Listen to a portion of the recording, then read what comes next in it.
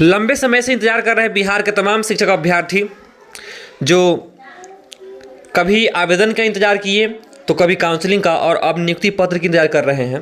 वैसे अभ्यर्थी को मैं कहना देना चाहता हूं कि वे अभ्यर्थी अब दिल थाम के बैठे, क्योंकि 25 फरवरी आने वाला ही है और अभी शिक्षा मंत्री बिहार के जो विजय कुमार चौधरी जी हैं वे भी स्पष्ट कर दिए हैं कि जो तिथि घोषित है पहले से 25 फरवरी, उसमें कोई बदलाव नहीं होगी। और रह गया बात चौथे चरण की काउंसलिंग की, तो चौथे चरण की काउंसलिंग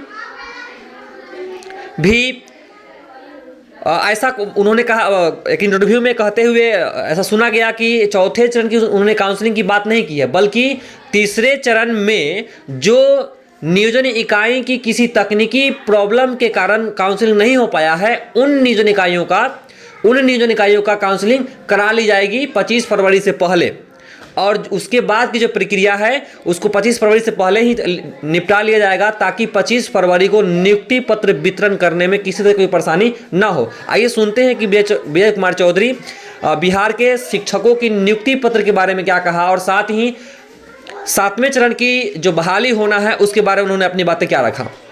सही है कि हमारे चयनित अभ्यर्थीगण नियुक्ति पत्र के इंतजार में बेसब्र हो रहे हैं, स्वाभाविक भी है जी। सरकार और विभाग भी इसको स्वाभाविक मानता है, क्योंकि लंबे इंतजार के बाद एक तो हम लोगों ने काउंसलिंग की प्रक्रिया पूरी कराई और उसके बाद नियुक्ति पत्र देने की स्थिति बनती है। लेकिन इतने सारे हमारे नियोजन इकाइयां थी और सब जगह नियुक्ति की प्रक्रिया चल रही थी, तो इसी कारण से थोड़ा विलंब हुआ है। और अभी भी अब जैसे पिछले ही दिनों जो हम लोगों ने छठे चरण के तृतीय चक्र में जो काउंसलिंग का काम कराया, कुछ जगह जो हमारे नवनिर्वाचित जनप्रतिनिधिगण हैं, जो नियोजन प्राधिकार के पदाधिकारी हैं, उन लोगों के असहयोग के कारण भी नहीं हो सका है।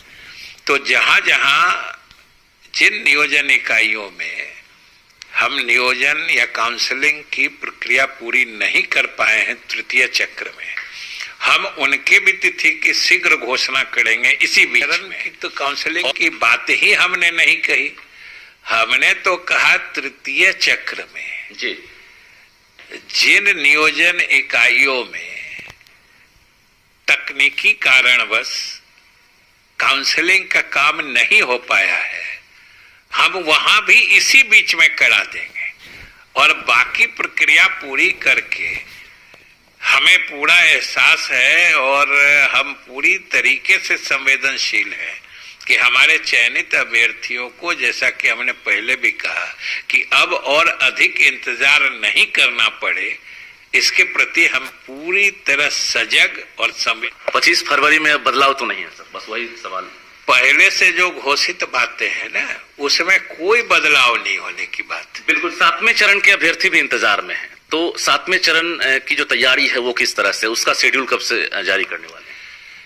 छठे चरण की प्रक्रिया पूरी होगी, उसके बाद बची हुई रिक्तियों का आकलन होगा, उसकी समीक्षा होगी, उसका रोस्टर क्लियरेंस होगा और उसके स्वाभाविक रूप से जो रिक्तियां छठे चरण वाली बच जाएंगी वो 7वें चरण के लिए उपलब्ध हो जाएंगी।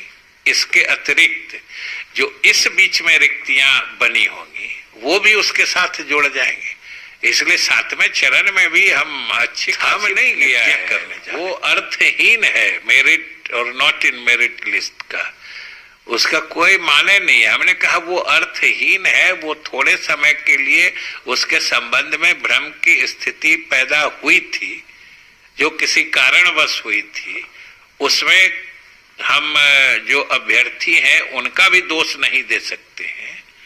कुछ तकनीकी कारणों से ये समझने की स्थिति बनी, लेकिन विभाग के द्वारा, बोर्ड के द्वारा तत्काल सारे स्थिति को साफ कर दिया गया, क्योंकि ये पात्रता परीक्षा है, ये कोई मेरिट लिस्ट नहीं बनाता है। मेरिट लिस्ट तो नियुक्ति इकाई में बनती है, तो वहां सिर्फ क्वालिफाइड एंड नॉट क्वालिफाइड होता है।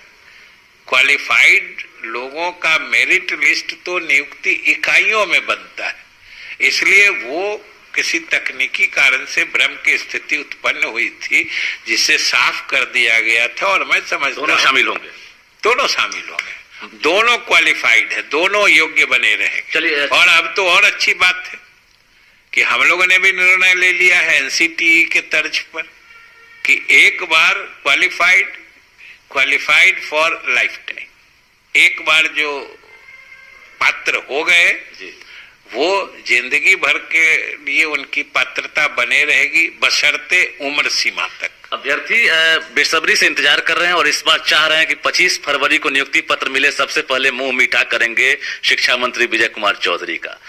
तो मिठाई पैक्ट होना शुरू हो गया। जरूर कराना चाहिए। ये क्यों नहीं समझते हैं कि ये सरकार की ही सक्रियता है, विभाग की सक्रियता है, नहीं तो पूरा मामला तो न्यायालय के पेच में फंसा हुआ था। 1.5-2 साल से बातें बढ़ कहां रही थी। इसलिए हमारे अभ्यर्थीगण इस बात से अवगत हैं और इस बात का एहसास हमारे अभ्यर्थियों को है कि ये विभाग और सरकार की सक्रियता के कारण ही हमने न्यायालय से इजाजत समझिए आगे बढ़ के मांग के लेकर ही हम नियुक्ति प्रक्रिया को आगे बढ़ा सके। ये सभी अभ्यर्थी जानते हैं।